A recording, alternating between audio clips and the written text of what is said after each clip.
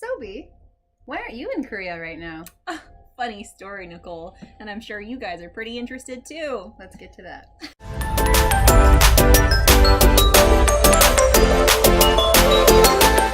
We are no longer going to Korea, obviously. We're still in Canada. One of the reasons is it is incredibly hard to get a work visa that is under 1 year, like virtually impossible. And as you all know, we have significant others and lives. And jobs. And unfortunately, you can't put everything on hold. Adulting is hard. One of our greatest concerns was trying to get there and not be stuck there. Yeah. And you don't want to be a basic white bitch in a complete different country. Yeah, because as excited as we are, we don't want to be overzealous and look back and regret. One of the agencies we were going through, particularly for myself in trying to suit myself to a private school in Korea, there was a lot of scam potential. We had one particular agent tell us everything was a go, almost right up until the point of buying tickets. And he told us that we wouldn't be able to do it unless we took his course that's on sale for $300 off. And yeah, and it was like $3,000. So yeah, we sidestepped that one. And we're still hearing from him to this day. So no thanks, Robert. We were hopeful about signing a contract for about 6 months. And while it's possible, it's really difficult on top of that to find a job if you're not going into teaching without being able to speak the local language. And yes, there are jobs available for that. There's novelty cafes, but the obstacles were so much that we didn't want to mar our adventure by the amount of stress that was going to be involved with trying to force it to work. We were quite disappointed for a while. So we drank A lot. so much. A lot. Yeah. Yeah. And while we were drinking, we had a friend suggest life before work travel to us. So with our case of Wanderlust Blue Balls, we decided to delve into it. And while researching, we found that life before work, not bad.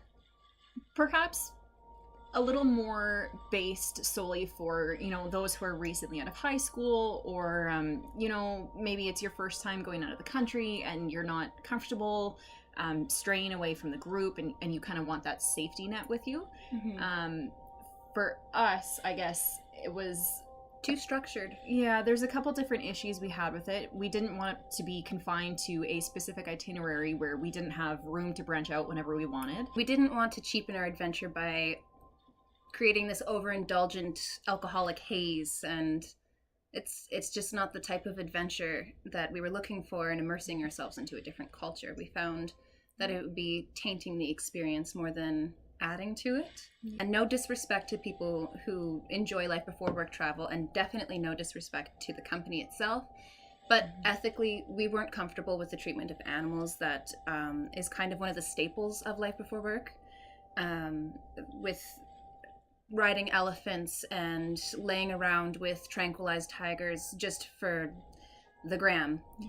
So it was a great jumping off point, though, for us. It was definitely a road of inspiration. I think we may have kind of veered off in a different route without actually finding this amazing company. I guess to kind of dive into the thick of things, we have a couple different countries that we're going to be going to. But it's a lot of landmass to cover. We're hitting a lot of Southeast Asia, so we weren't exactly sure what we wanted to hit and what we wanted to miss. Maybe in the comments section below, if you guys have any really big key points that you guys have seen or is on your bucket list that you'd like maybe to get some pictures of, let us know. We're open to almost anything. So far, we've narrowed it down to a circuit around Vietnam, up the Mekong River to Cambodia, skip over. Yeah, go back to northern Vietnam, go through Laos into Thailand, and then follow and dip it around the peninsula. So a couple of the things, that we've definitely had to look into is, customs in different countries. obviously you don't go around wearing a thong and a bikini, you know, like where, I mean, you'd kind of be frowned upon here, but it's still more socially acceptable. I mean, there's a couple temples in Cambodia that we're going to, and you have to wear long clothes, and you can't bare your shoulders, no cleavage, no nothing, no midriff. No cleavage? I know, it's shocking. Oh um, my. you know, so like there are customs that you do have to research before going into something like this, and especially for us because it's just us.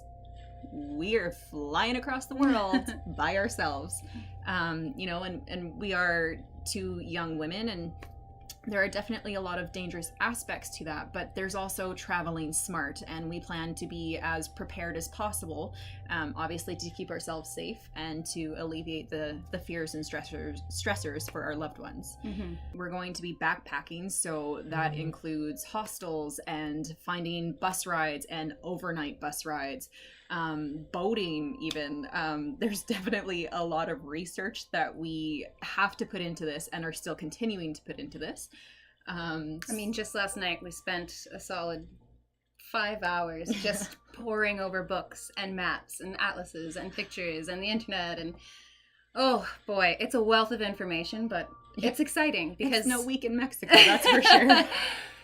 But it's going to be ours.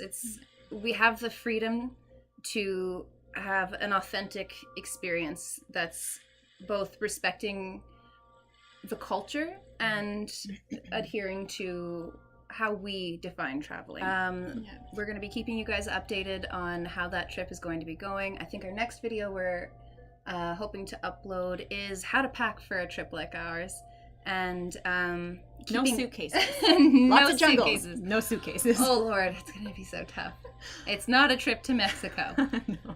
So keeping culture and etiquette in mind. If you guys have any suggestions for that, definitely hit us up in the comments section, or any tips when it comes to packing, or even, you know, like things to bring, anything really.